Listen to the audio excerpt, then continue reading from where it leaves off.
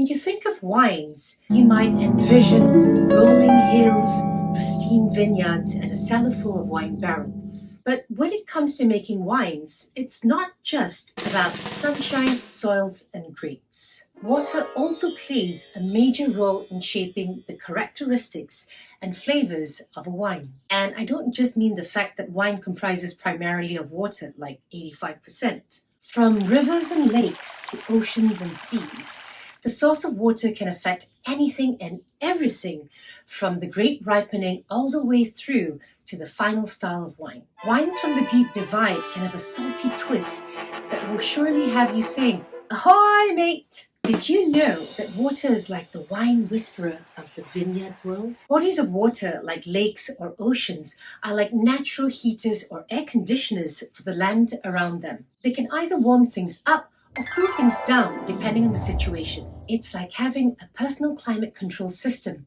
for your grapes. When the sun shines on a body of water, it's like a warm hug that keeps on giving. The water soaks up all that lovely heat and energy and slowly releases it into the surrounding area, creating a cozy atmosphere for the grapes. This can be a real lifesaver during cooler temperatures or when the sun's on strike. This leads to milder temperatures and more consistent growing conditions, which in turn extends the growing season. The grapes get to hang out longer on the vines, and this allows them to develop more complex aromas and flavors. On the flip side, wine can also be a total chill pill. When warm air passes over a body of water, the water cools down the air and creates a refreshing breeze. It's like having a fan powered by Mother Nature, and this can help grapes to keep from getting overtly stressed during hot and humid days. This moderate temperature helps to prevent grapes from over-ripening,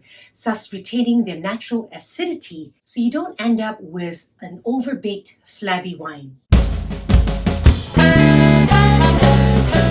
We're starting today's odyssey in Willamette Valley, Oregon. The Willamette River runs through the heart of the valley, creating a cool and humid microclimate that's perfect for growing Pinot Noir. The river provides natural irrigation and helps to moderate temperatures, allowing for a longer growing season and the grapes more time to develop more complex flavors. Wineries like Domaine Serene and Beaufrère produce top-notch Pinot Noirs that showcase the unique terroirs of the region. And FYI, the latter is co-owned by Robert Parker Jr. and his brother-in-law, which explains its name, which translates literally into brother-in-law from French. Next up is Margaret River from Down Under, which is as refreshing as a dip in the ocean on a hot summer's day. Located just a few kilometers from the Indian Ocean, the region is known for its premium Chardonnays and Cabernet Sauvignons. The oceanic influence creates a Mediterranean-style climate with mild winters and warm summers. Perfect for bold, full-bodied wines bursting with ripe fruit aromas and flavors. Vast Felix is one of the oldest wineries in the region, and its Haters Brie Chardonnay is a standout wine. It's rich and creamy with notes of toasted nuts, lemon curd, and vanilla. Dessert served in a wine glass minus the sugars. Now off to North Italy to the glacial lakes of Iseo and Garda. These lakes create temperate microclimates ideal for growing white grapes such as Trebbiano and Chardonnay. In Franciacorta specifically, grapes such as Pinot Noirs and Chardonnay simply thrive with zinging acidity, perfect for Metodo traditional sparkling wines. The cool lake breezes help to prevent the over-ripening of grapes and the retention of acidity. Producers like Ca di Frati and Bella Vista are known for their fresh and vibrant wines that showcase the terroirs of the region. If you'd like to learn about the different styles of sparkling wines and how they differ from one to another, be sure to check out the video that I'll be linking up here. Water can also impact the level of humidity in the air. Too much humidity can make your grapes sick, attracting all kinds of pests and fungal infections, whilst too little will cause your grapes to become dehydrated and simply sad. It's a delicate balance, and water can tip the scales in your favor. Rías Baixas is a wine region that's as fresh as a seafood platter straight from the ocean. The region is located in the northwest of Spain, just a few kilometers away from the Atlantic Ocean, which creates a cool and wet climate perfect for Albarino grapes. Thanks to the humid and muggy environment, vines are trained high off the ground in pergola-like systems, which are known as parallels, to increase airflow and to avoid those pesky fungal infections. And the result?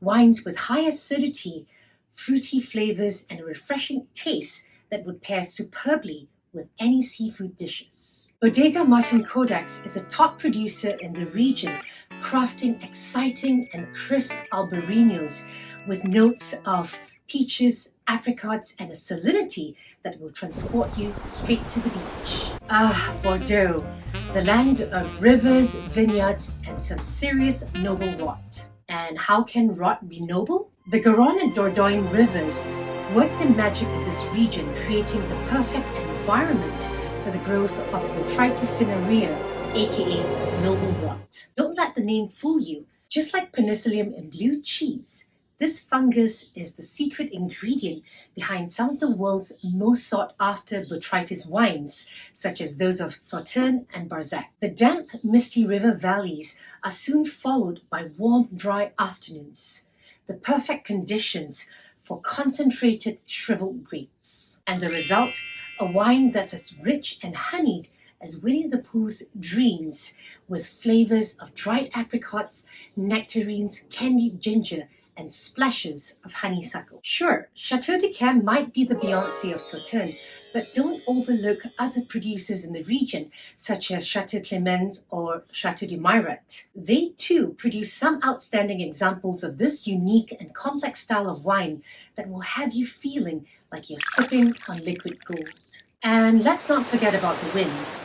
They can be a winemaker's best friend or worst nightmare. Take the Mistral wind in France as an example. It's like a superhero that swoops in after the rain, helping to dry the vines out and prevent any disease or fungal infections. But it can also be like a super villain that's strong enough to knock your vines down at all winds. This strong cold wind blows through the Rhone Valley and is affected by bodies of water in the region. The wind is created when the cold air from the Alps flows down towards the Mediterranean Sea, and the temperature difference between the two bodies of water causes the wind to accelerate as it passes through the Rhone Valley. When the Mistral blows over bodies of water such as lakes, rivers, or seas, it can pick up moisture and create fog and mist. This can be beneficial for vineyards in the region, as moisture can help prevent frost and provide the much needed hydration,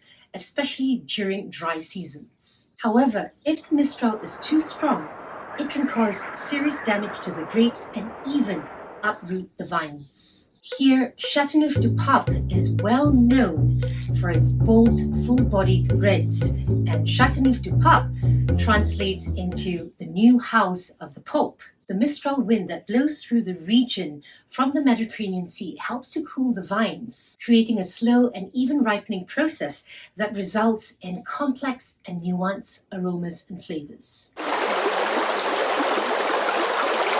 The Humboldt currant, the cool customer that plays a major role in winemaking in the South American wine region of Chile. This current, which originates from Antarctica and runs along the Pacific coast of Chile, creates a cool maritime climate that's perfect for grape growing. In the northernmost wine region of Chile by the Atacama Desert, the Humboldt currant plays a distinct role when it comes to Syrah grapes. The cool ocean breezes allows for a longer ripening period, leading to intense dark fruit flavors such as blackberries and black plums with notes of black pepper and smoked meats. The Gru Syrah blend by Viñedos de Alcohuas is a shining example of the region and its terroirs. Full-bodied, silky, and rich, it's a wine that truly captures the essence of the Elqui Valley and the unique influence of the Humboldt current. The Gulf Stream, on the other hand, is like the wine world's version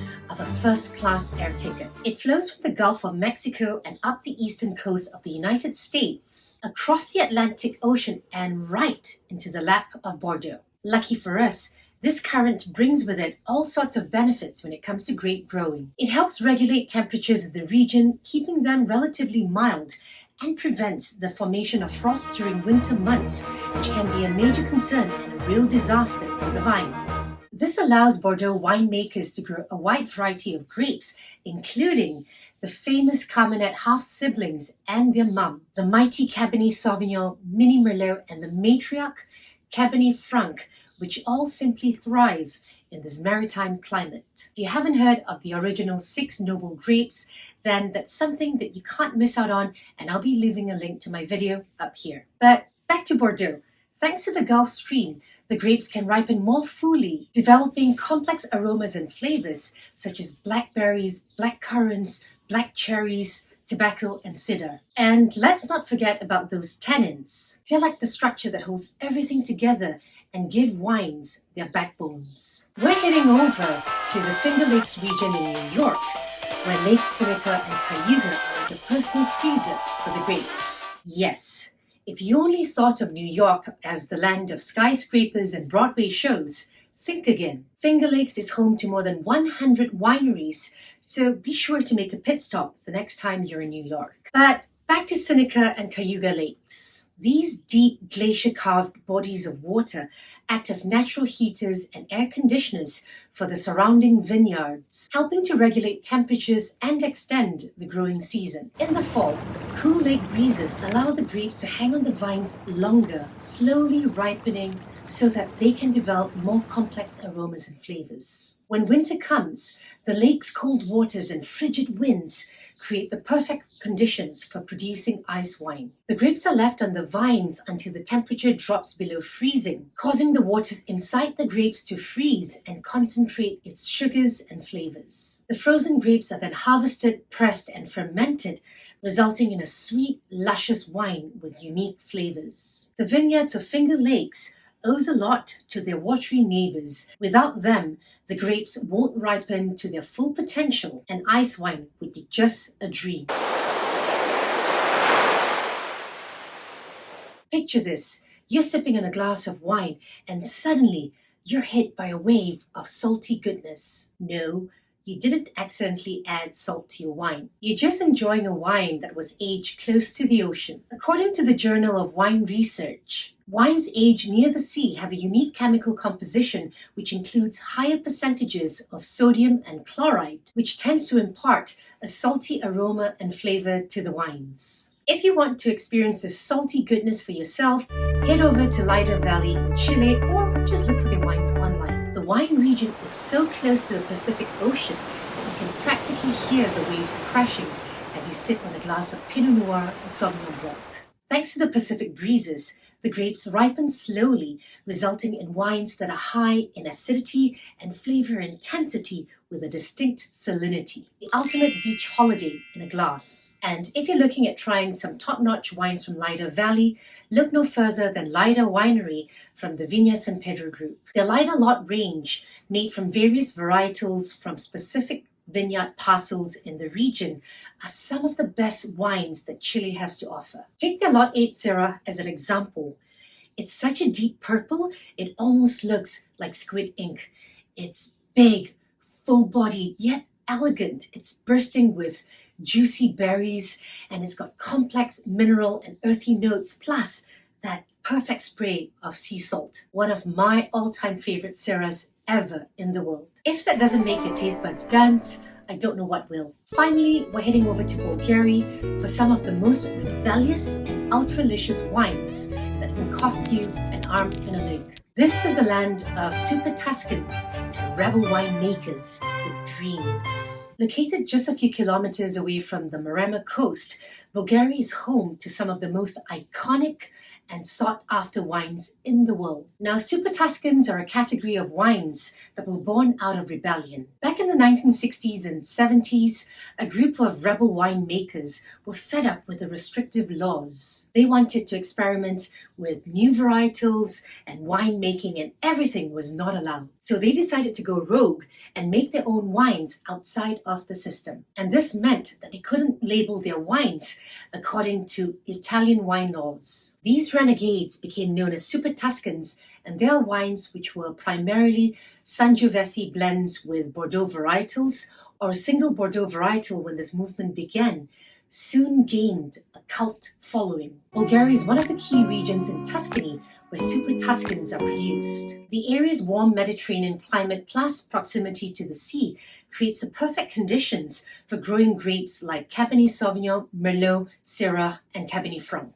The most famous Super Tuscan from Bulgaria is none other than Sassicaia, which was first produced in the 1940s by the Marchesa and Cisa della Rochetta family. Today, it's considered one of the greatest wines in the world and commands skyrocket prices at auctions. The other four original Super Tuscans are none other than Pignonello, Ornellaia, Solaia, and Massetto. When we speak of Super Tuscans, most people only envisage a big, bold red wine, but modern-day Super Tuscans also include whites, such as Ornellaia Bianco, which is a blend of Sauvignon Blanc and a splash of Viognier. So there you have it. Water is a crucial ingredient in the world of wine, and its impact can be tasted in every sip. Whether it's a river, lake, or ocean, the source of water can shape and impact the flavors and characters of the wine in unexpected and exciting ways. If you enjoyed this odyssey of wines through the deep divide with me,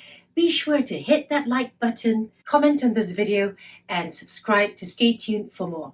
Until next Saturday, here's to amazing health.